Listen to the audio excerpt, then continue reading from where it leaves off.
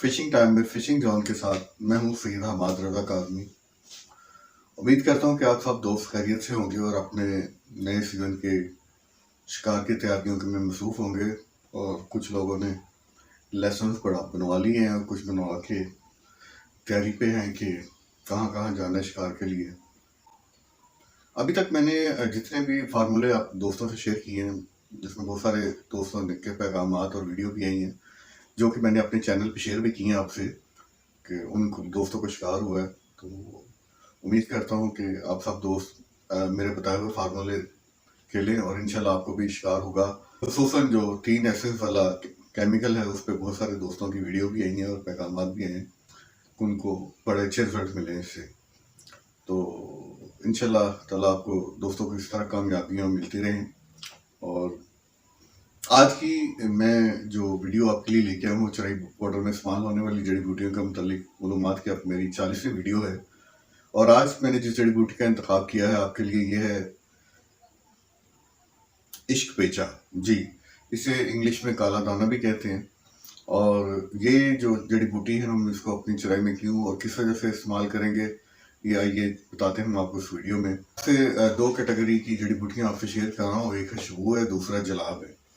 तो ये category number 2 की जड़ी बूटी है इश्क पेचा, जलाब की कैटेगरी में लेंगे। और इससे पहले मैं आपसे जो जलाब शेयर कर चुका हूँ फागा, रेमन रसार, रेवन चीनी, मीठा सोडा, नशादर, फना मक्की, तो ये भी एक जलाब है। और इसको आपने अपनी चराई में किस मकदार और रेशो से मिलाना है या खेलना है आपने, तो ये मैं आपको एंड पे बताऊंगा। तो आइए देखते हैं इसके मुख्तलिफ ज़ुबानों में नाम क्या है।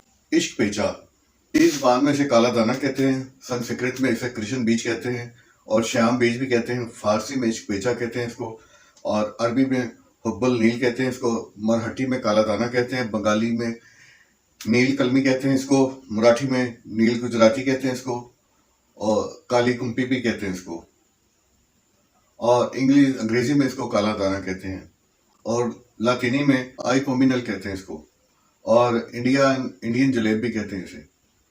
इसकी शनाख्त क्या है? वो ये बूटी आमतौर पर बागात और जंगलों में पाई जाती है और इसकी बेल पे फलियां लगती हैं जो त्रिकोणी शक्ल की होती हैं, काले रंग के बीज होते हैं इसके, और इसकी बेल पतली लंबी हरी होती है। पत्ते कपास के पौधे के पत्तों की तरह होते हैं। फूल गुलाबी रंगत लिए हुए नीले, आमतौर पर 1 से 5 की तादाद में एक साथ लगते हैं।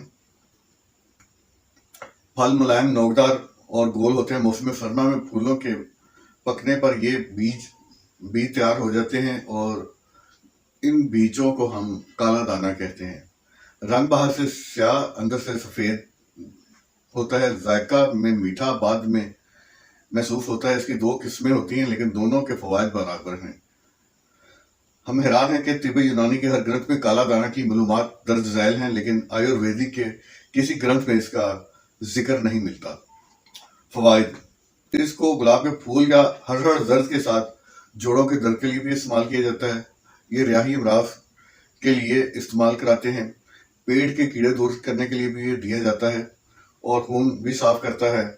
ज़बरदस्त कब्ज़कुशा है और इसका इस्तेमाल पेट के अमराज, जलोधर, पेशाब की रुकावट में मुफीद है। इसलिए इसको गर्म रेत में गर्म करके साफ करने के बाद इसका सफूक बना लिया जाता है और ये जितनी मिकदार में ये हो उतनी मिकदार में इसके साथ चीनी मिला के आप इसको इस्तेमाल कर सकते हैं। और इसके अलावा रोगन बादाम, गुलकंद, घी में भुनी हुई पीली हरड़ और सोन मिलाकर भी देते हैं। दिल व जिगर के और बहुत कमज़ोर मरीजों को इसका इस्तेमाल नहीं कराना चाहिए, उनके लिए नुकसानदेह है। तो लिहाजा ये कोई भी मेडिसिन आप ये हर्बल इस्तेमाल करने से पहले अपने मुआलिज से ज़रूर रब्ता करें। और लेकिन वैसे तो हर्बल में इसके बहुत सारे और भी फ़वायद हैं, लेकिन क्योंकि यहाँ पे हमारा जो मकसद है आपसे जड़ी बूटी शेयर करने का वो फिशिंग है, ओनली पर्पज़ हमारा फिशिंग है, इसलिए आज बताते चलूँ कि इसमें आप फ़र्ज़ करें फिशिंग है और ये एज ए जराब अपनी चराई में हम इस्तेमाल करेंगे। अब बताएं आपको कि अगर आप दूसरे जरा 5 या 6 आपके जरा हैं उसकी मकदार कम से कम 25 ग्राम और ज़्यादा से ज़्यादा 50 और 100 ग्राम है, लास्ट 100 ग्राम है, तो आपने उसके 2 गुना ज़्यादा इसको इस्तेमाल करना है। फ़र्ज़ करें सबकी जड़ी बूटी 5-6 में तादाद में 100 सबसे ज़्यादा है, तो आप इसको 2 और 300 ग्राम तक आप इसको अपनी चराई में इस्तेमाल करें।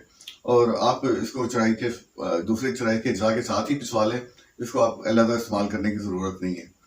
और अगर आप अलग इस्तेमाल करें तो 2 से 300 ग्राम इसको पिसवा लें अलग, और एंड टाइम पे जब आप चराई की तैयारी करें तो उस वक्त 1 से 1.5 चम्मच आप इस्तेमाल कर सकते हैं इसमें।